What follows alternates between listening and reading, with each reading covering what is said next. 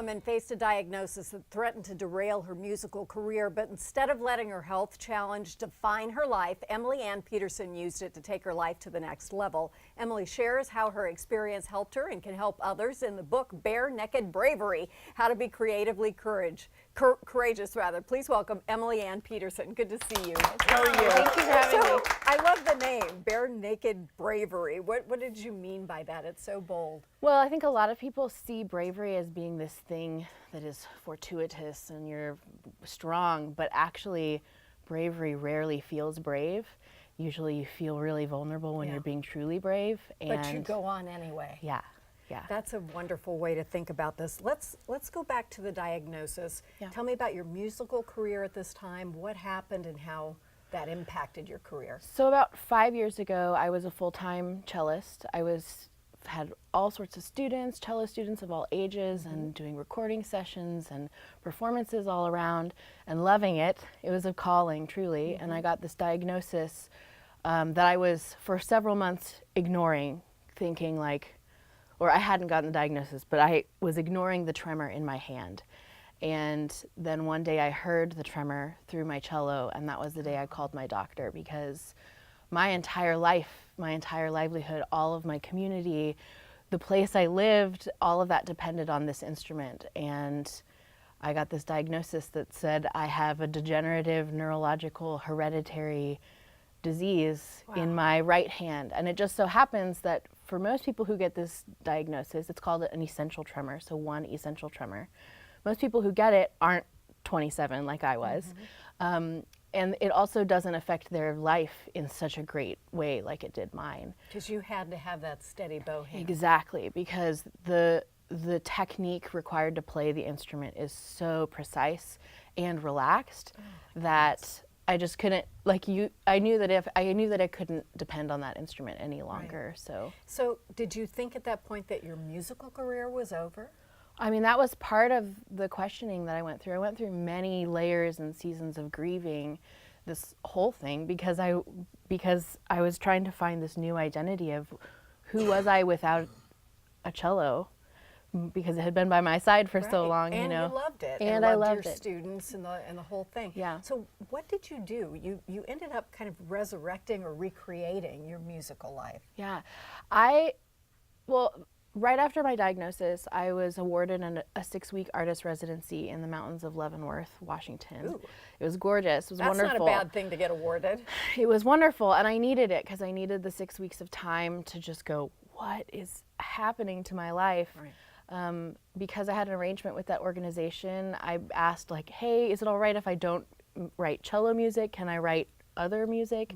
They said yes. And what I found from that time was that I was not just a cellist, that I was actually a musician, and I was a songwriter, and more than that, I was an artist, and I had something to say.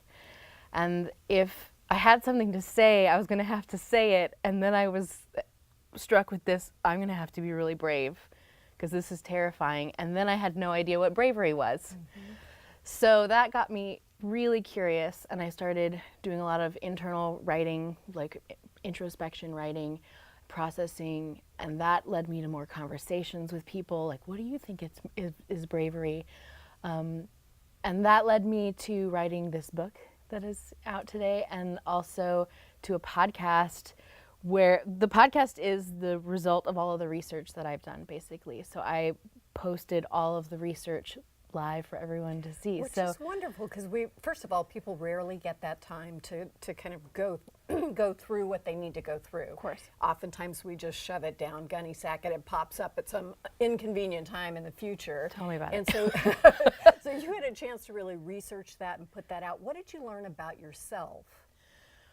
Oh, gosh. That you think that we can kind of take in and think about as well? Well, what I learned from all these conversations with my guests on the podcast of the same title, Naked Bravery, is that usually people do brave things for 3 reasons. There are 12 ingredients of bravery, and I have 4 favorite tools for building bravery. I want to read this book right this minute. Tell me about tell me about the 3 circumstances that you might need to find bravery in. Well, so there's 3 reasons why someone would do something brave. And oftentimes if you are facing something brave and you don't want to take the next step, it's probably because you don't recognize the answers to one of these 3 questions, which is, how can I make doing this thing a contagious act? Like, how can I inspire this fortuitousness in me?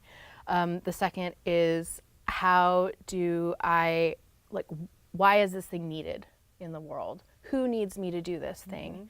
And then sometimes you'll do it for somebody else when you won't do it for yourself. It's true, it's so true. And then the third thing is, what is gonna make this thing worth it? Like, after I do this thing, what's on the other side of this thing that will make it worth it? Sometimes it's $1 million. Sometimes it's a hug from your kid when you get home. Yeah.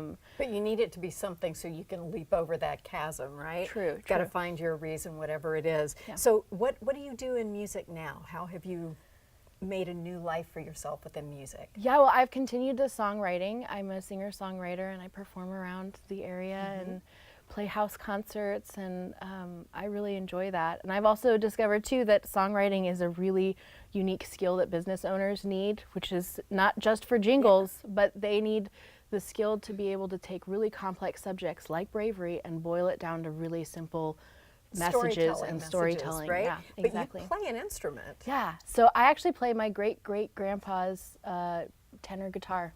And you can do that, the trimmer doesn't. Yeah, I've figured out that with piano, the muscular movement of doing this action doesn't require as much sensitivity, and same thing with guitar as well. So I can do guitar, and as long as my wrist is resting on the guitar, it won't shake like it normally does. That's amazing. Thank you so very much. Thank you for sharing your story. I love, and the book is pretty too. Thank you. It's me on the cover. It's you on the cover. Thank you so much. Emily Ann is performing this Friday at Fremont Abbey Arts Center. The details are on our website for you, and I highly recommend it. She's obviously pretty special. Up next, get ahead in the job hunt with a rockin'.